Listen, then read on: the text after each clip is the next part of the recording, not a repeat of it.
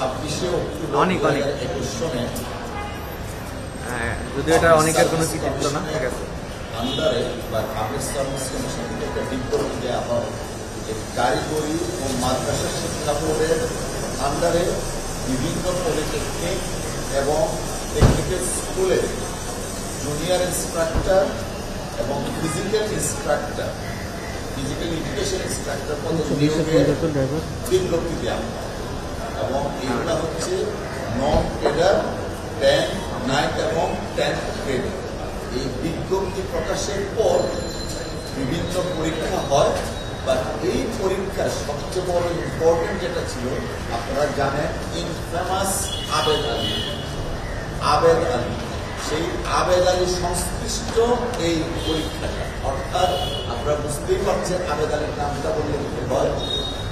এইখানে আমরা মহামান্য সুপ্রিম কোর্টের হাইকোর্ট কমিশনকে দেখিয়েছি যে আবেদ আলীর সংশ্লিষ্ট এই পরীক্ষা এবং এই পরীক্ষায় কি ধরনের চাতুর্যতার আশ্রয় নেওয়া হয়েছিল, এবং কথা ছিল যে রিটেন পরীক্ষা হবে।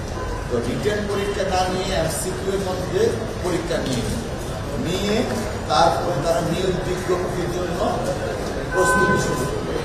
একটা কথা এখানে সংবিধান দিল, একই সময়ে রেলওয়ের পরীক্ষা হয়েছে, সেই রেলওয়ের পরীক্ষাটা বাতিল করবে, বা এই শিক্ষা বোর্ডের পরীক্ষাটা বাতিল করবে।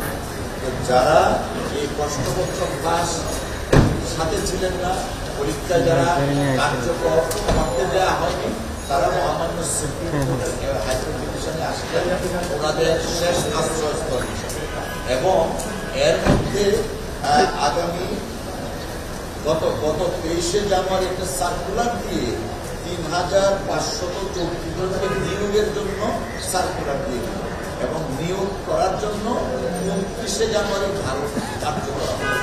এই নিয়োগটা আজকে মহামান্য সুপ্রিম কোর্টের হাইকোর্ট ডিভিশন রুল ইস্যু করে কেন নিয়োগটা অবৈধ হবে না, ইলিগেল হবে না, এবং এই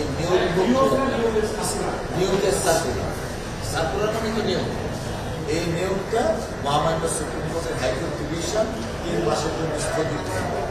আমাদের এই আজকের অর্ডারের আলোকে দাঁড়ালো যে 3534 জনের নিয়োগ পেয়েছিলেন ওনারা আর নিয়োগ নিতে পারছেন না, এটাকে স্টে করা হয়েছে।